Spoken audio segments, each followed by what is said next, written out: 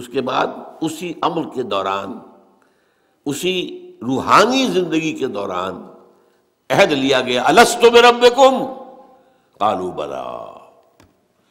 ساری ارواح، آدم سے لے کر آخری انسان جو دنیا میں آئے گا، سب کی ارواح موجود تھی، میری، میرے والد کی، میرے دادا کی، پردادا کی، سگڑ دادا کی، آدم تک، اور میرے بیٹے کی اور پوتے کی اور پڑ پوتے کی، اور آخری انسان جو آئے گا دنیا میں اس تک، تمام انسانوں کی ارواح۔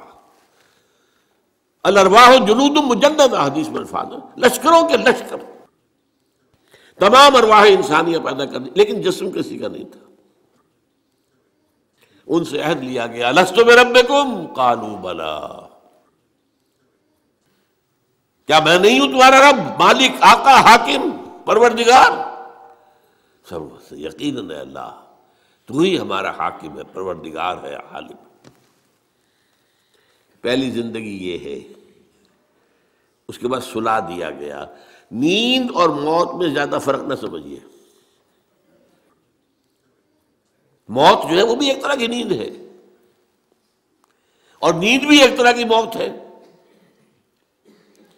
چنانچہ جو دعا مسنون ہے، جب صبح آپ اٹھیں تو آپ کی زبان پر جو دعا آنی چاہیے، اگر آپ کو یاد ہو حضور کی دعا، الحمدللہ الذی احیانی بعد ما اماتنی والیہ النشور، اس اللہ کا شکر ہے جس نے مجھے زندہ کیا اس کے بعد کہ مجھے مردہ کر دیا تھا۔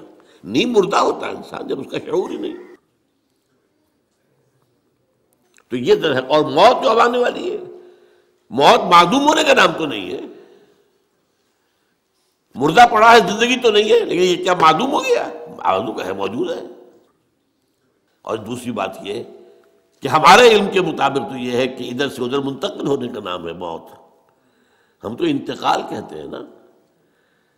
بھائی آپ لاہور سے کراچی منتقل ہو گئے، اللہ خیر صلی اللہ، آپ ایک عالم سے دوسرے عالم کے منتقل ہو گئے، عالم دنیا سے عالم برزخ، عالم برزخ سے عالم آخرہ۔ تو پہلی زندگی عالم ارواح میں، جبکہ ہمارے پاس جسم نہیں تھے، پھر سلا دیا گیا، یہ دوسری زندگی ہے، لیکن یہ موت کی کیفیت یا نیند کی کیفیت ہے۔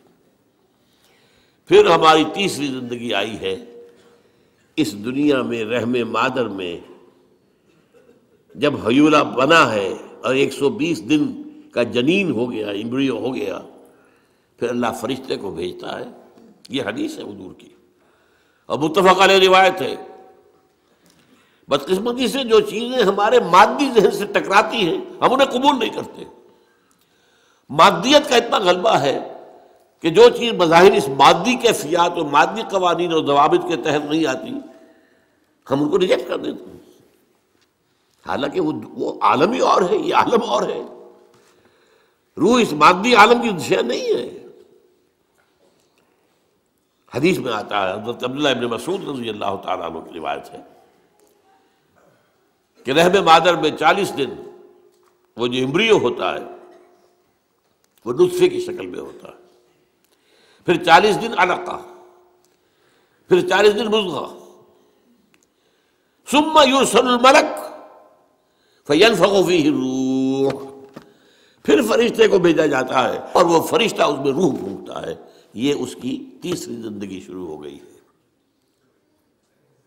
یہ جس زندگی ہے، روح جمع جسم،